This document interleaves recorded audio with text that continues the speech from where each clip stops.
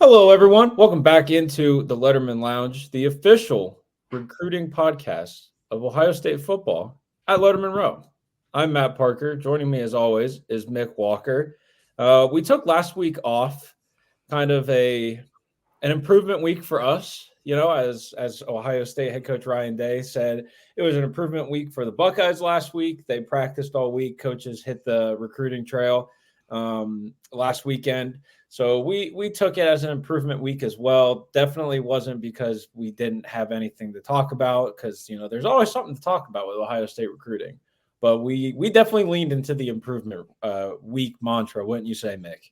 Yeah, there's always something to talk about, though. That's why we have the Tuesday chat thread down on the Letterman Lounge message board for anybody that wants to come in and talk about it every Tuesday. But when it comes to podcasting, the topics were somewhat slim, so we took the time to improve, and we are back once again this week to talk about some stuff. There's a little bit more stuff to talk about, not a ton more, but there is more to talk about this week.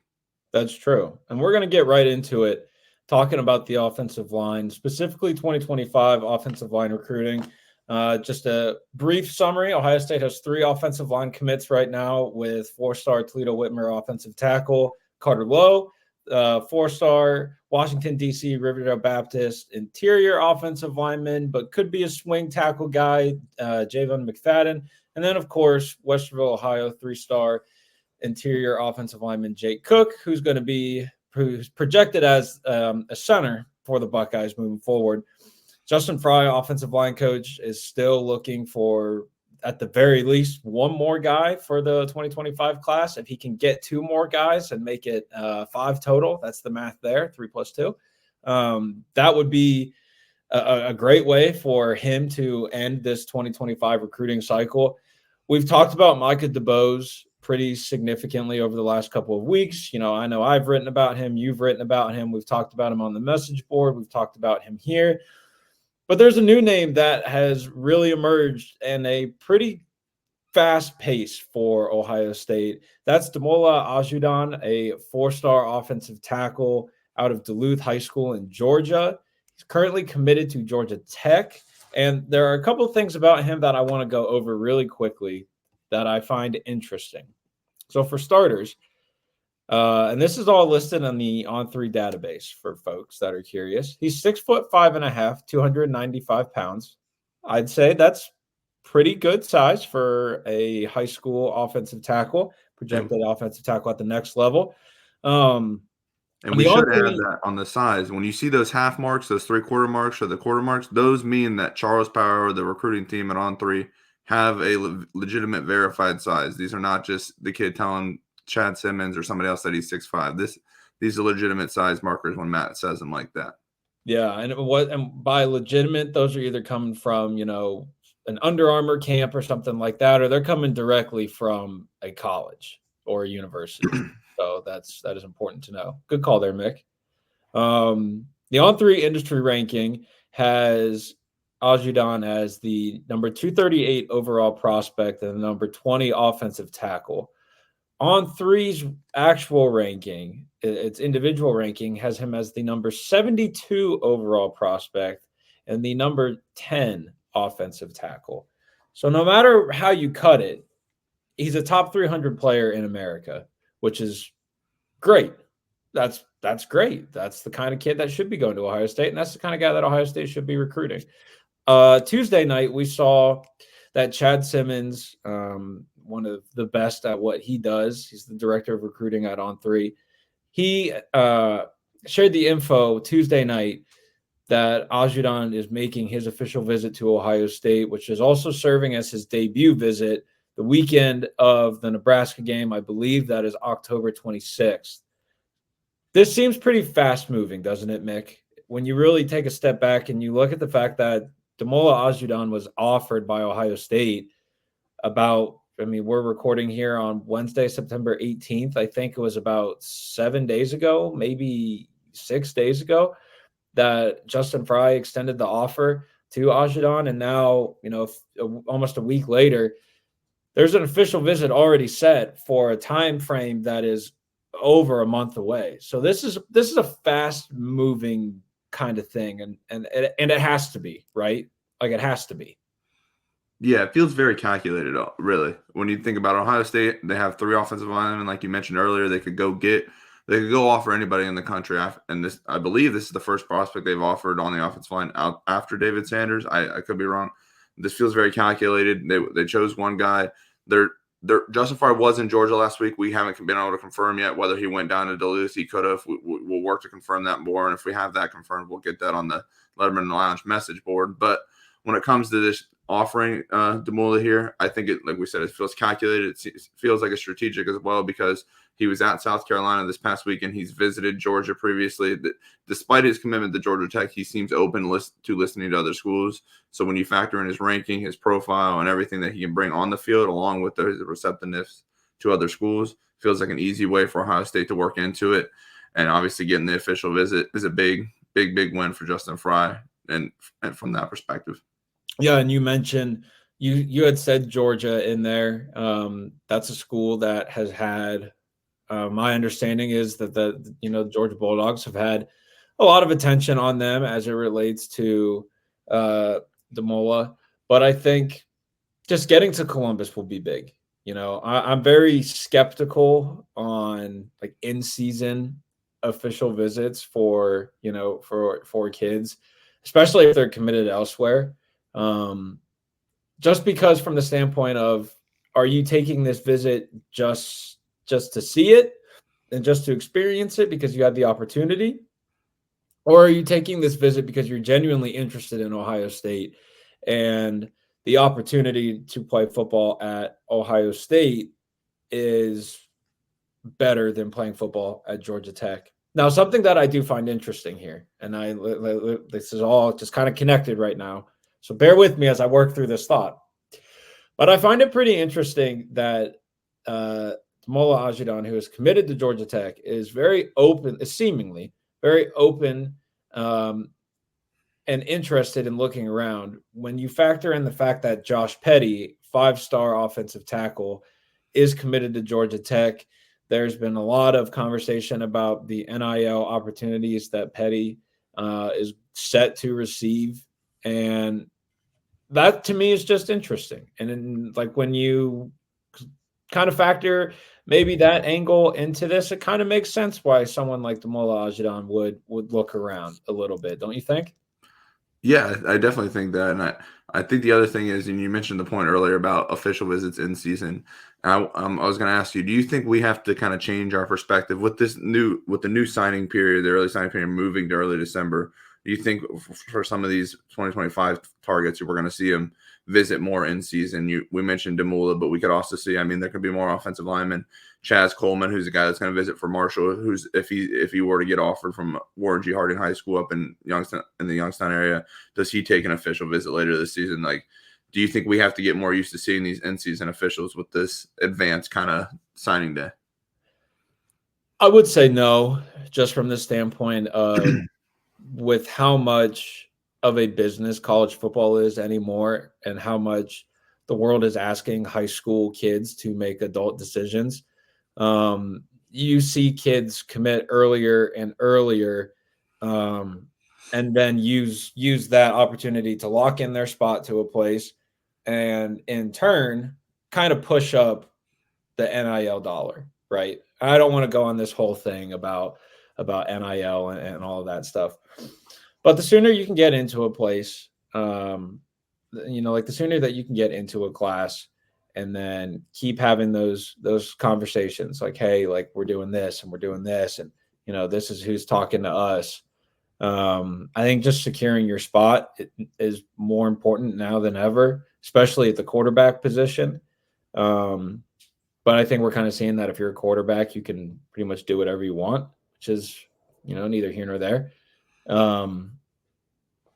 I think it just really depends on the prospect, but from a general sense, I wouldn't expect, especially for a place like Ohio State, who, the season kicked off and they had 25 commits.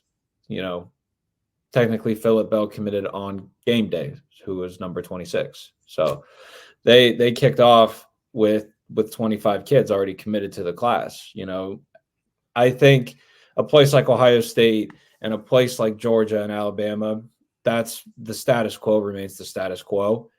it's just those late guys, those late development guys, flip targets and stuff like that. You're going to get the base and the bulk of your class, the foundation of your class pretty early on, I think. But I could be wrong. I mean, recruiting, the only thing that's cyclical about recruiting is the calendar and the fact that it never stops. So, one quick note though on Micah DeBos is that I last Friday went to Westerville North, saw Jake Cook do his thing.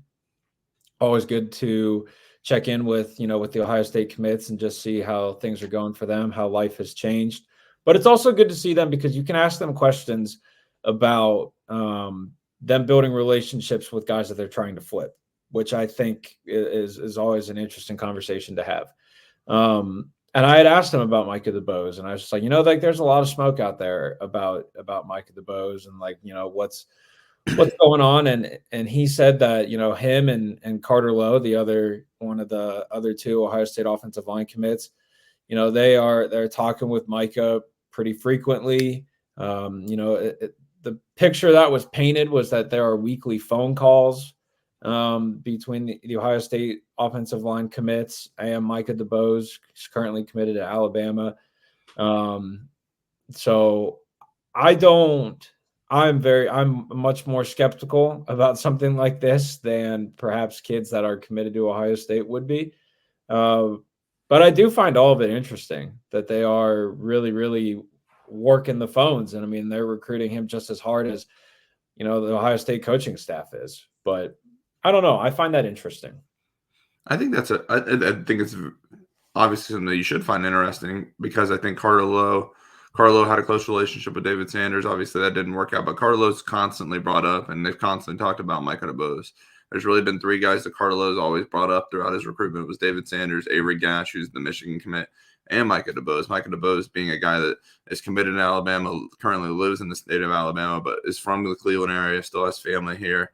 So being able to be back near that family, being able to play with people that you find friends like Carter Lowe, and also being in an offensive line class where you're going to be the fourth guy instead of, I believe Alabama has 5 and 2 or 3 of them are already are higher ranked offensive tackles.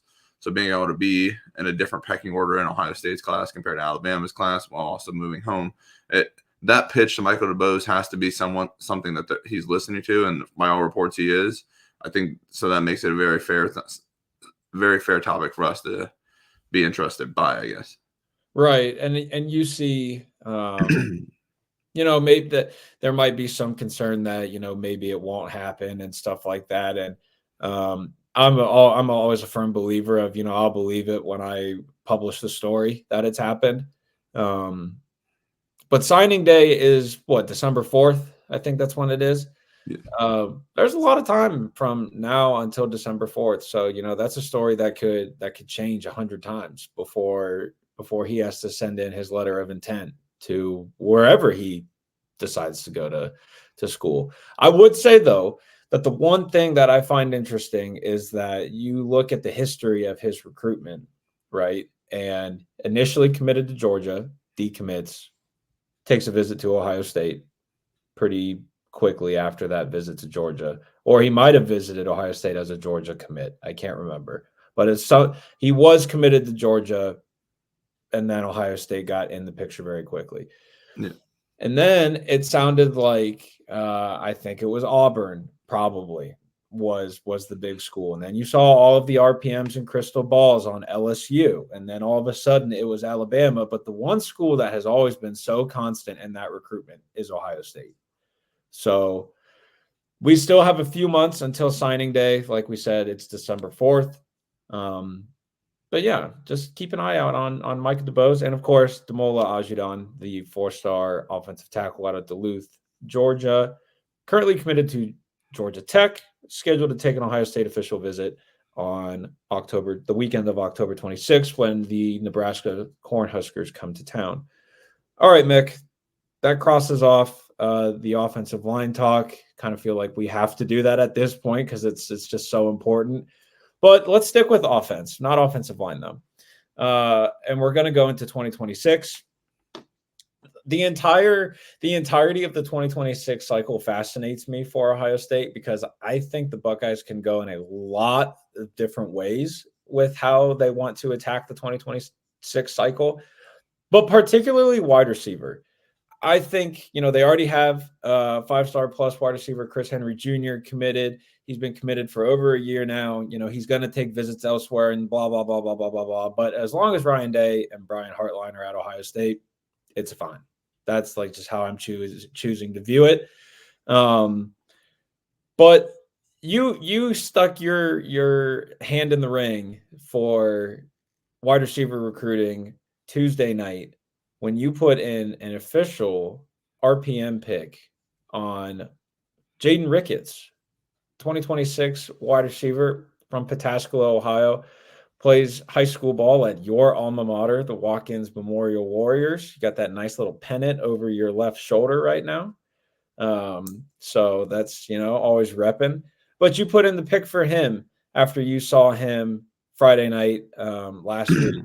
And my question for you is just why now?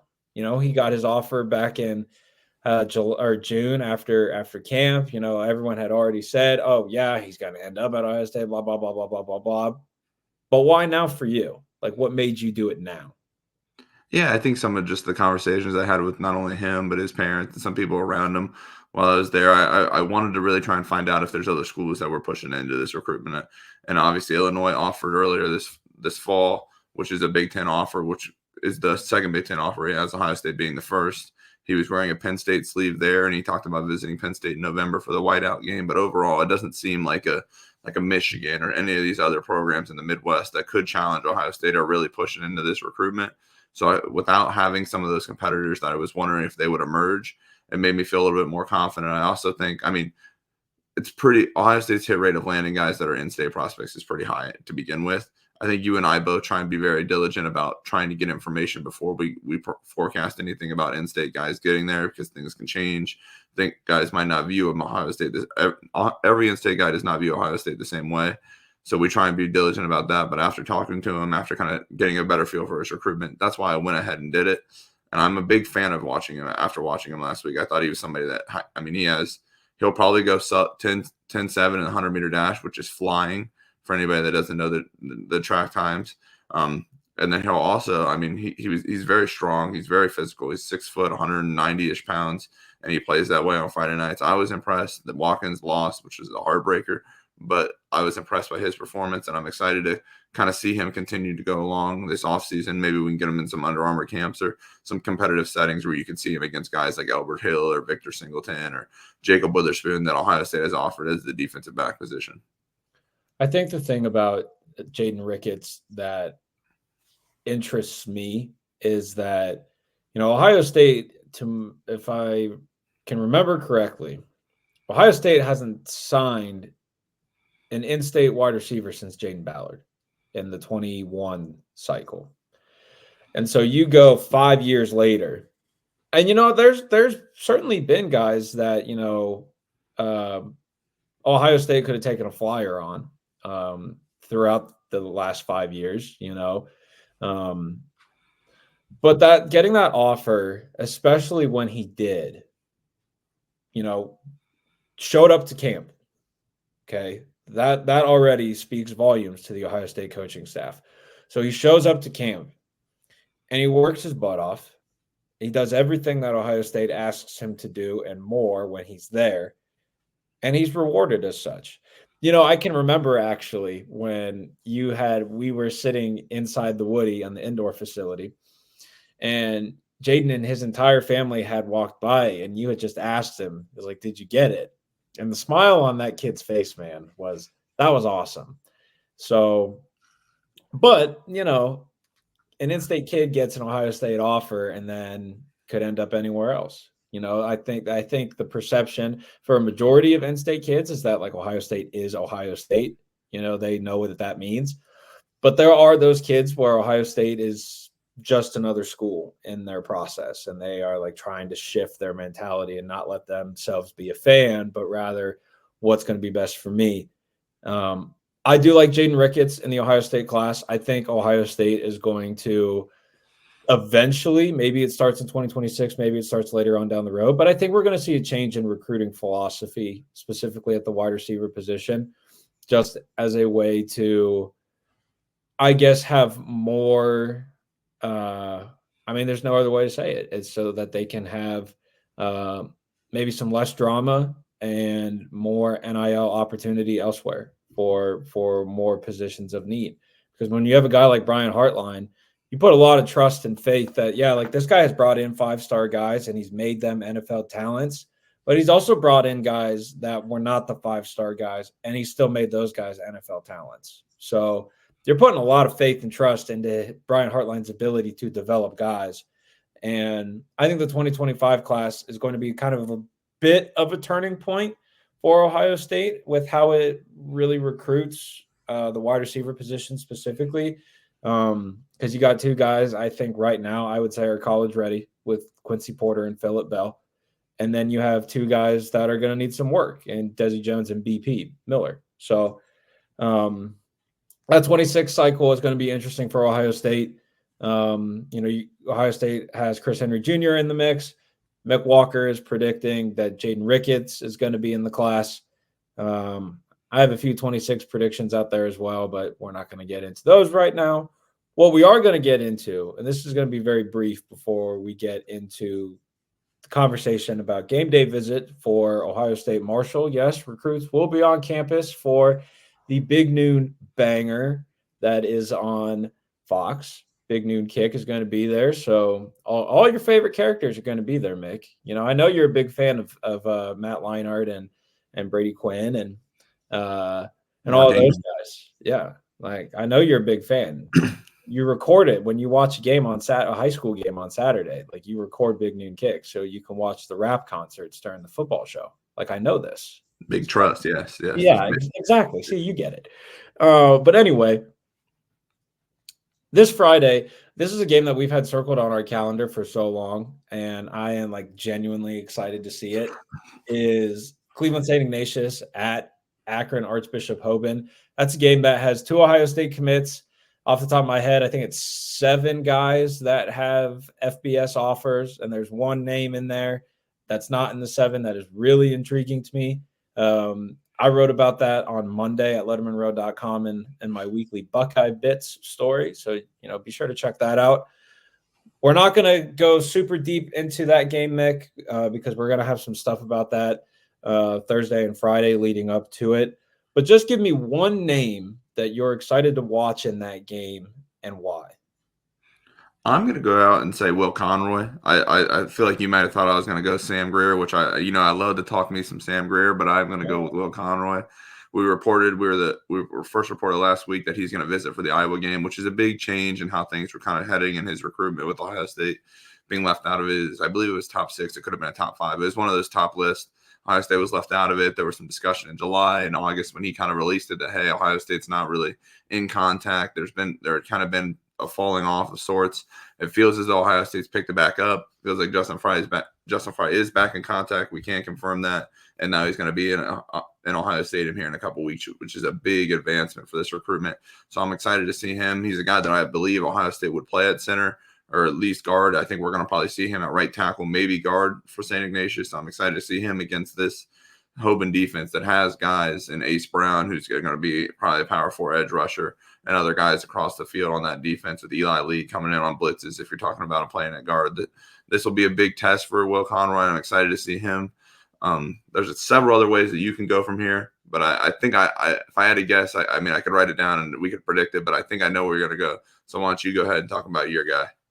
Well, it's not you took who I was going to talk about. Oh, because I was very, very intrigued by Will Conroy. So I'm going to take the guy that I thought you were going to take, which is Sam Greer. And so I've seen him at some camps and stuff like that, but I've never seen him with the pads on. All right. I've never seen him with the pads on playing against someone. And I'm very intrigued, because I have seen him before. I think I texted you when I was at the Ohio State Western Michigan game at this point 2 weeks ago. And I was just like, this is a big fella. Like, he is every bit of 6'8". He is a big dude. And he fascinates me. I think it's incredible how someone that big can be as athletic as he is. He has remained healthy so far. his junior season, which is big time for him. And quite honestly, I just want to see how he moves with the pads on, how he plays. Can he sit down and like have good pad level and stuff like that? All those fundamental things that are so important. I want to see that. And then obviously, I would, like to speak with him after the game and just see how things are going. And, the biggest question for me with him is, and this is something that you and I have talked about, is, when he went to Ohio State for its game against Western Michigan, that was the same day as Michigan, Texas. And, there has been some Michigan noise that surrounds Sam Greer's recruitment. I'm kind of on your side on this, however, in that I don't necessarily buy it as much as the noise, for how loud the noise is. I don't necessarily buy it. I think Ohio State is doing a good job in that recruitment. I think the Buckeyes right now are the team to beat. But with that said, when there's a big game, like a massive game for a school that you're at least interested in, and yet you go to a game where that Ohio State is going to win that, my question is why? And I think that's fascinating. So I'm looking forward to hopefully speaking with Sam after the game Friday. I'm also going to give you one more, and that is, of course, my guy Elbert Hill. I had to do it. He's the top cornerback in the 2026 cycle according to On3 and the On3 industry rankings. He's just a very, very talented football player, and he's an even better person. So I look forward to seeing him do his thing Friday night. And that brings us into our last little bit of conversation here. That is the fact that Ohio State is going to host some recruits on Saturday for its game against Western Michigan. That still is a guest list that is coming together both by Ohio State and by Lettermen Row. We have your obvious guys, Tavian St. Clair, Jake Cook. There are 2 Ohio State commits that are not from Ohio that are attending, however, and that is Nate Roberts, 4-star tight end out of Washington, Oklahoma, and then Jarquez Carter, the 3-star defensive tackle out of Newberry, Florida. I think, and I wrote about, the significance of those 2 visiting in the early season, why it's important that they're on campus. But I think the Carter situation is very interesting for me. I actually spoke with him Tuesday afternoon. I'll have my conversation with him up on lettermenrow.com later on Wednesday, maybe Thursday. It'll be out if you're watching this. I will say that. It'll be out if you're watching this. And I think it's massive that he's going to Ohio State. Not just because he's committed there, but that's a big part of it. I think it's massive because one of the things that he said to me, and this will be included in my story, is that he's visited Florida a couple of times. I think he's been to UCF and stuff like that. And I just asked the question. I said, well, if you're committed, why visit elsewhere? And he had a great line of, when I go on these visits to other places, he grew up a huge Florida fan. He grew up 30 minutes away from Gainesville. So he's a big Florida Gators fan. He goes, I've worked hard to be where I'm at. I know I'm going to go play football at Ohio State. And so this is just a chance for me to be a kid and watch the team that I, grew up rooting for. I just get to watch them play on Saturdays.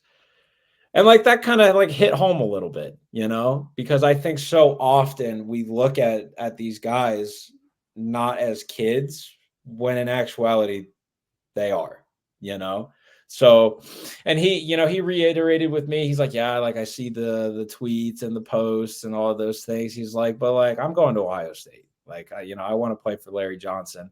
And he goes, watching the games that I see in person, it just reaffirms that I made the right decision. So I don't know. I thought that was interesting.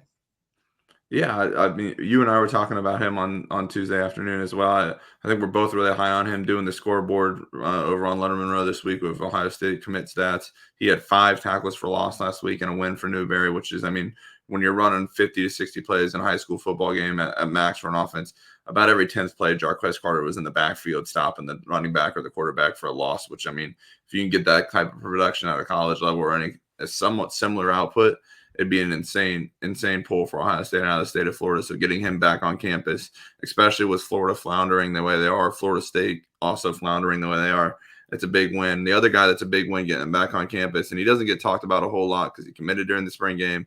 He's a tight end, and nobody really likes to talk about tight ends at Ohio State, but that's Nate Roberts, the commit out of Washington, Oklahoma. Last week, Keenan Bailey was up seeing the other tight end commit, Brody Lennon out of Gilmore Academy, who's also a stud. And I wrote about that in my 3 thoughts column from the weekend. I think that Ohio State has one of the best tight end classes in the country. Brody's continued to climb up the on 300 rankings. He's a guy that can literally do it all. He'll be able to play the H back in the backfield. So getting the pair Brody with Nate, who's going to be back in campus this weekend, is huge.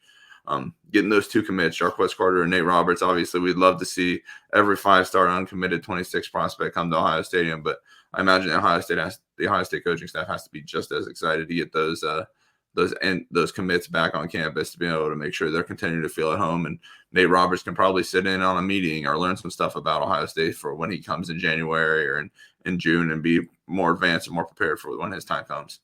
Yeah, you make a good point about having Ohio State being excited about the commits going to campus and stuff like that. And at this point in these guys' recruitments, because Ohio State is still recruiting these kids, because they could very well wake up tomorrow and just be like, yeah, I want to go somewhere else. So Ohio State recruits its commits. Quite honestly, and I've been told this, I've been doing this for 3 years now. So I've been told this every single recruiting cycle by commits. They get recruited harder by Ohio State, which I find interesting. I guess I find everything interesting today. I'm just noticing that. But anyway, everything is interesting. Okay, everything is interesting. One day I'm gonna actually. You made the point.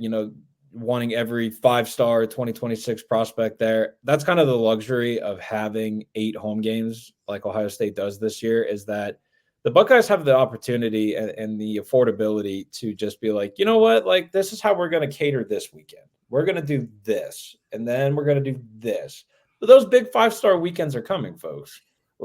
Iowa is coming to town. That's going to be a big recruiting weekend. We've already talked at length about Nebraska going to be a big visit weekend. And then Michigan comes to town to end the season. And that will be the biggest recruiting weekend for Ohio State. One name that I do want to talk about that is coming to Ohio State this weekend, however, is 4-star Cleveland Glenville linebacker Sincere Johnson. Ohio State paying very close attention to Johnson. By all counts, he's off to a great junior season. Ohio State had Sincere Johnson, Storm Miller out of Strongsville, and Cam Thomas out of Lakota West all camp on the same day. And Storm was the only one that walked away with an offer. We already saw Storm earlier this year. Certainly looks the part of an Ohio State linebacker. Man, he is fast. I know I said that when we talked about it the last time, but he is fast.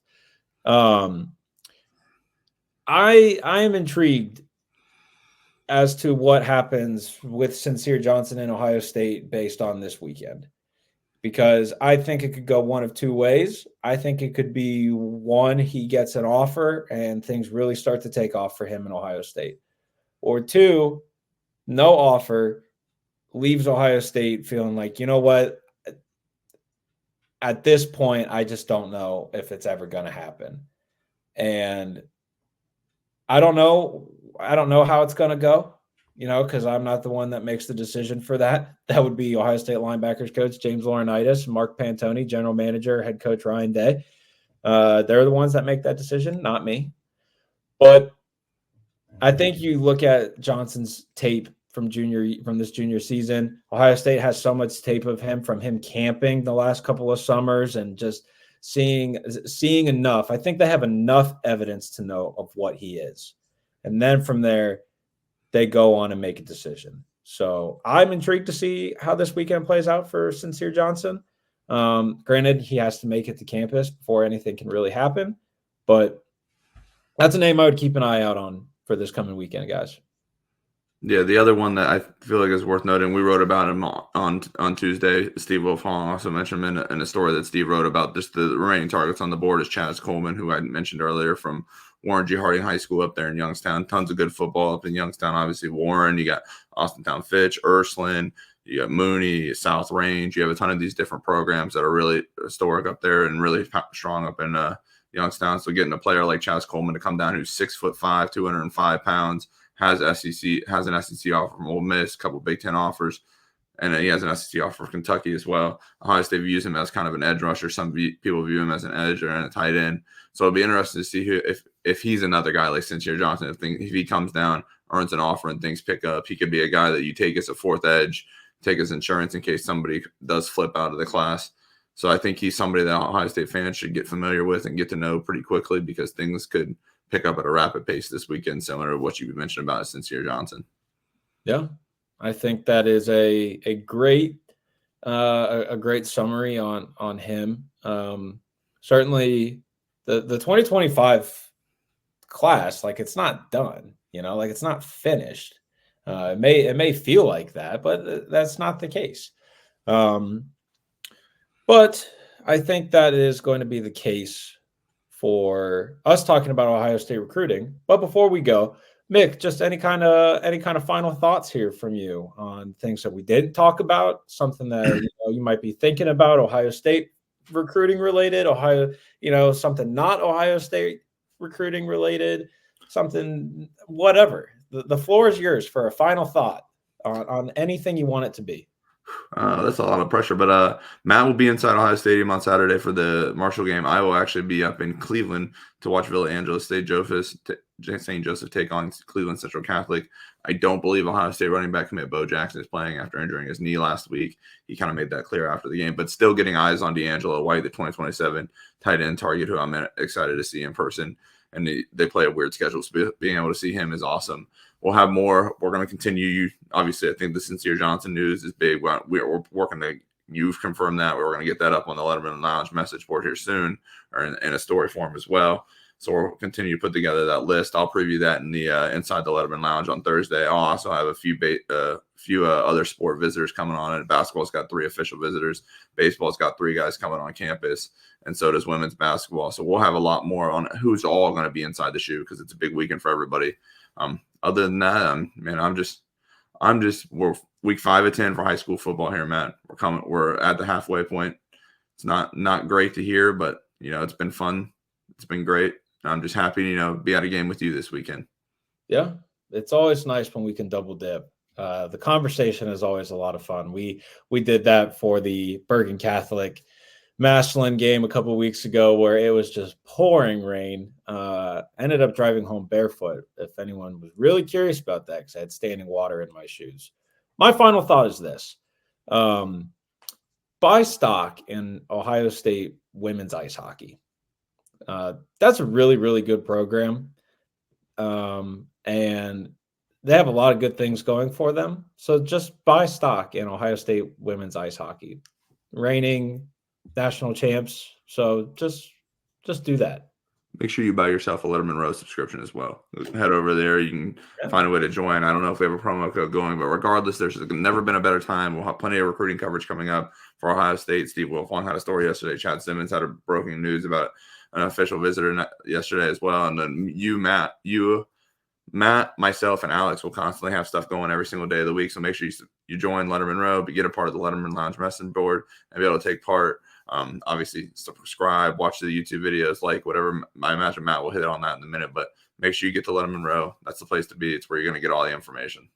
And you also get to read every single thing that Spencer Holbrook, who does a wonderful job producing this podcast for us behind the camera, he covers the team for us, and he is a great leader. So be sure to give us check it out. Check it out. I don't think you'll regret it. But also be sure to give us a like, subscribe to the Lettermen Row YouTube channel. It helps us out a ton, and you can get some notifications on, whenever the next video pops up, whether it's, Mick and I talking about Ohio State recruiting. It's a rapid reaction from the team fellas, that being Spencer, Andy Backstrom, and Tim May. they do a lot of really good video content that is consistent. I'm a big fan of their Thursday live show at 6:30. So, but be sure to like, subscribe. For Mick, I am Matt. This has been the Letterman Lounge, where we talk about Ohio State football recruiting. Thank you so much for watching, and we will see you next time.